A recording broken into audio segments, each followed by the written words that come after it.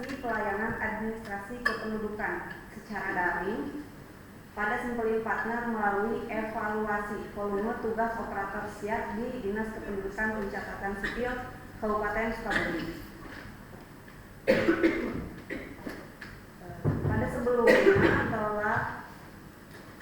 telah dilakukan pemilihan isu di rancangan aktualisasi dan isu yang terpilih yang harus segera ditangani pada unit kerja, yaitu belum sesuainya beban kerja operator siap MMD. MMD di sini yaitu suatu inovasi yang telah dilaksanakan atau berjalan di Dinas Kependudukan Pencatatan Sipil, berkepanjangan adalah Mendakan Mawar Desa, yaitu mencetak dokumen kependudukan secara mandiri warga desa. Isu ini diangkat karena tidak sebandingnya dengan permohonan dokumen kependudukan masyarakat yang masuk dan dengan operator yang menangani dokumen yang masuk. Untuk isu ini, saya memilih gagasan kreatif yaitu optimalisasi pelayanan adminduk secara daring Simpelin Partner melalui evaluasi volume kerja operator siap. Adapun capaian kegiatan yang telah dilaksanakan pada 1 bulan November kemarin, mungkin tidak full ya Bapak, maaf karena kondisi saya yang baru melahirkan.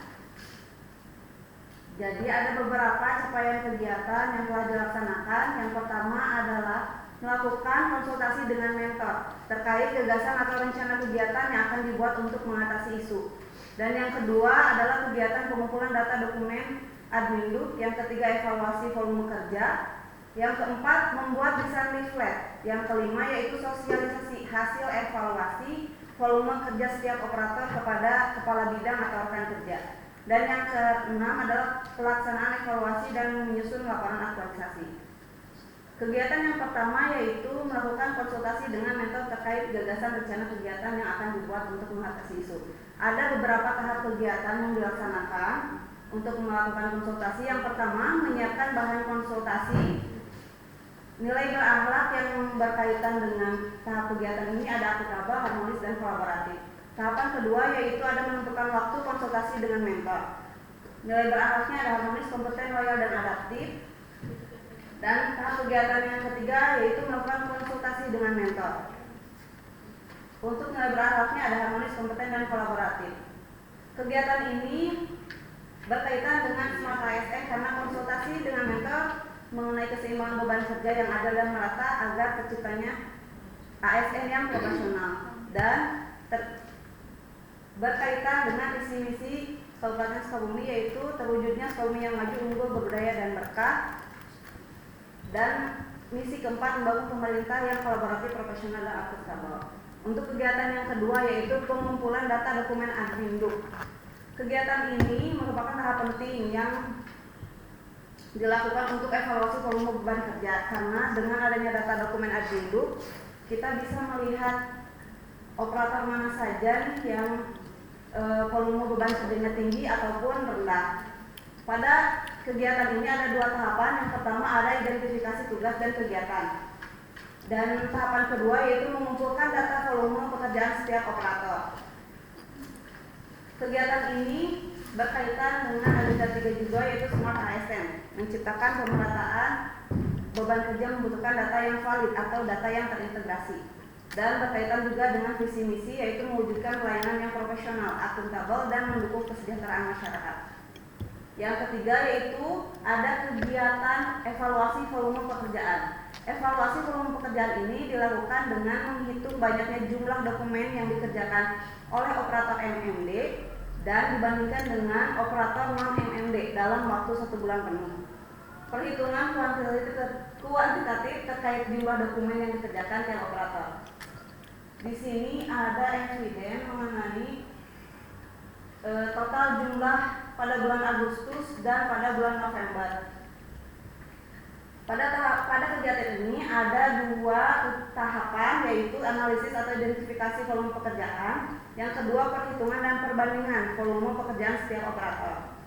Dan untuk kegiatan yang keempat, membuat desain leaflet. Desain leaflet ini digunakan untuk mensosialisasikan hasil dari perhitungan yang saya lakukan. Pada tahapan ini ada yang pertama menyiapkan hasil evaluasi volume kerja, dan yang kedua membuat desain leaflet sosialisasi. Berikut evidence leaflet yang telah saya buat. Untuk kegiatan yang kelima, yaitu sosialisasi hasil evaluasi volume kerja setiap operator kepada kepala bidang atau rekan kerja yang ada di unit kerja. Tahapan pada kegiatan ini ada 2, yaitu menyiapkan laporan evaluasi volume kerja, dan yang kedua ada melakukan sosialisasi hasil evaluasi volume kerja. Di samping sana ada beberapa evidensinya. Dan yang keenam atau yang terakhir, yaitu kegiatan pelaksanaan evaluasi dan menyusun laporan aktualisasi. Pada kegiatan ini ada 2 tahap juga, yaitu melakukan konsultasi dengan mentor terkait apakah sudah sesuai atau belum laporan yang akan saya ajukan, dan yang kedua yaitu menyusun laporan aktualisasi ini. Adapun rekapitulasi habituasi nilai dasar ASN berakhlak, yaitu dengan total 39 nilai dasar dan jadwal aktualisasi. Pada jadwal aktualisasi ini ada 2 kegiatan yang disatukan pada satu waktu, ya Bapak, karena kondisi. Ada selanjutnya yaitu tertanganinya isu dengan gagasan kreatif. Di sini bisa dilihat pada perhitungan pada bulan Agustus, satu operator yang menangani Simpulin Partner MMB ini sangat tinggi jumlah dokumen yang ditanganinya. Setelah dilakukan perhitungan, ada kemajuan yang sangat signifikan. Jadi perbedaan antara operator MMB dan operator non MMB gapnya tidak terlalu jauh, ya, asalnya 400 dokumen, dan setelah dilakukan perhitungan dan solusinya menambah operator yang membantu, itu ada menjadi 100 dokumen. Adapun kemanfaatan gagasan kreatif, yang pertama manfaat bagi masyarakat, yaitu akses layanan lebih mudah dan cepat. Yang kedua yaitu pengurangan waktu tunggu, dan yang ketiga pelayanan lebih responsif. Untuk manfaat bagi organisasi yaitu efisiensi operasional, peningkatan kualitas pelayanan publik, monitoring dan evaluasi yang lebih terukur. Dan yang terakhir yaitu manfaat mendukung transformasi digital pemerintahan. Adapun rencana tindak lanjut dari penyebab isu yang belum tertangani atau tidak terpilih. Yang pertama, penyebab isu tidak ada indikator yang digunakan untuk mengatur beban kerja. Rencana tindak lanjut atau saran menetapkan indikator pengukuran beban kerja seperti indikator kuantitatif, yaitu jam kerja efektif, target yang harus dicapai, waktu penyelesaian tugas, volume dan kompleksitas tugas. Yang kedua, ada isu perubahan tuntutan kerja atau volume pekerjaan yang cepat sehingga analisis lama tidak menjadi relevan. Untuk rencana tindak lanjutnya yaitu melakukan komunikasi dan kolaborasi yang intensif seperti mencatat asumsi yang jelas untuk setiap analisis, sehingga ketika ada tuntutan yang berubah dapat dengan cepat meninjau daftar asumsi dan melihat mana yang tidak lagi berlaku, lalu membatalkan relevansi dari analisis tersebut. Dan isu yang terakhir, terbatasnya jumlah operator siap. Rencana tindak lanjutnya atau sarannya mungkin optimalisasi SDM yang ada dengan pemberdayaan lintas bidang dengan membantu terutama pada saat terjadi penumpukan atau peningkatan permohonan yang masuk.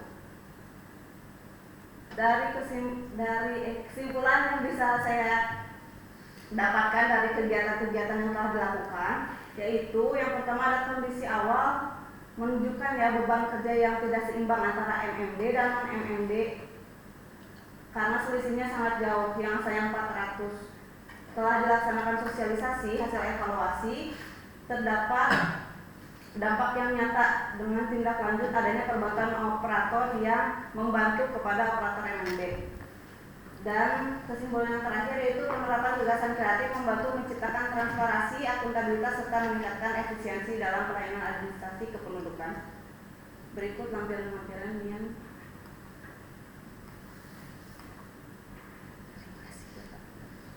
cukup sekian. Terima kasih. Mohon arahan dan masukannya. Baik, terima kasih Bu Mega. Mohon masukan Pak Mentor atas laporan administrasi yang sudah disusun Bu Mega. Silakan Pak Mentor. Assalamualaikum warahmatullahi wabarakatuh. Waalaikumsalam. Yang saya hormati Bapak Muji dan Bapak Coach. Yang pertama saya ingin mengucapkan apresiasi buat Bu Imen ya, karena dengan kondisi baru melahirkan itu perlu semangat yang lebih. Meskipun saya bukan perempuan gitu Pak, tapi kalau melihat kondisi yang baru melahirkan itu sesuatu yang istimewa sekali, bisa sampai menyelesaikan rasa ini. Yang keduanya, setelah saya baca tentang makalahnya itu ada satu yang mungkin Ibu Ime masih mencantumkan tentang SOTK. SOTK-nya itu SOTK yang lama ya, nanti mungkin bisa diperbaiki dengan SOTK yang baru. Soalnya terlihat di bawah kabit itu harusnya sudah tidak ada praseksi lagi. Sekarang kan di bawahnya itu adalah kelompok jabatan nasional seperti itu. Kalau kembali ke substansi tentang pelayanan online di Dukcapil, berdasarkan arahan pimpinan, kita di Dukcapil ingin bertransformasi ke digital. Kenapa? Karena untuk memudahkan. Karena salah satu kendala di kita itu adalah area coverage pelayanan kita yang lebih besar.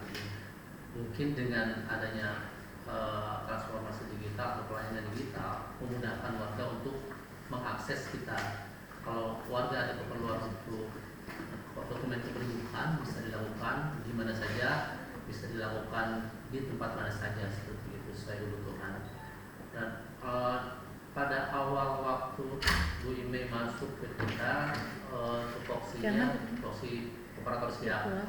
Awalnya kita landaian desa yang masuk. Karena belum ada kejadian. Setelah ada kejadian yang viral itu ya, kejadian yang kebandungan, beberapa desa menjadi terpacu gitu. Gimana caranya biar si warganya bisa dapat dengan mudah untuk diajukan dokumen kependudukannya. Maka dari waktu itu berbondong-bondonglah kebanyakan desa-desa mau mengajukan kerjasama MMD menangani bawah desa. Nah dari situlah dimulai lonjakan permintaan khusus untuk dokumen kependudukan. Nah yang awalnya bisa dihandle teman Bu Ime sendiri dengan lonjakan yang begitu banyak dan kekurangan di kita itu kurang tidak serta merta adaptif gitu. Kalau harusnya kan secara perhitungan ini harus ada pengambilan keputusan cepat gitu. Banyak harusnya langsung ditambah tuh operator. Dan ternyata kenyataannya yang mungkin dikarenakan keterbatasan sumber daya juga di kita dan keterbatasan operator juga, makanya agak lambat.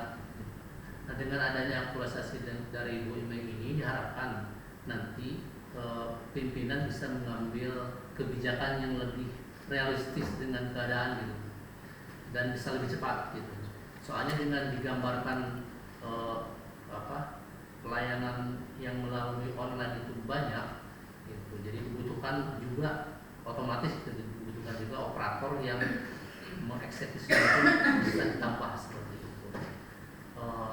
Mungkin seperti itu yang bisa disampaikan dan saya ucapkan terima kasih Bu Ime atas kontribusi. Mudah-mudahan nanti bisa jadi atensi dari pimpinan untuk mengambil kebijakan yang lebih bagus lagi. Terima kasih. Assalamualaikum warahmatullahi wabarakatuh. Waalaikumsalam warahmatullahi wabarakatuh. Terima kasih Pak Mentor.